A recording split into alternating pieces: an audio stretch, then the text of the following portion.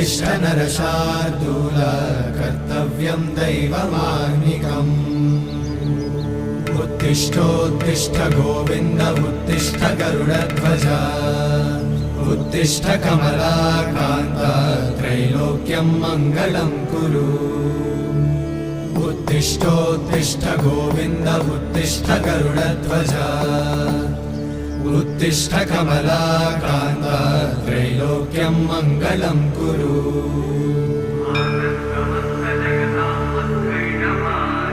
मातः समस्त जगतां मधुकैटभारे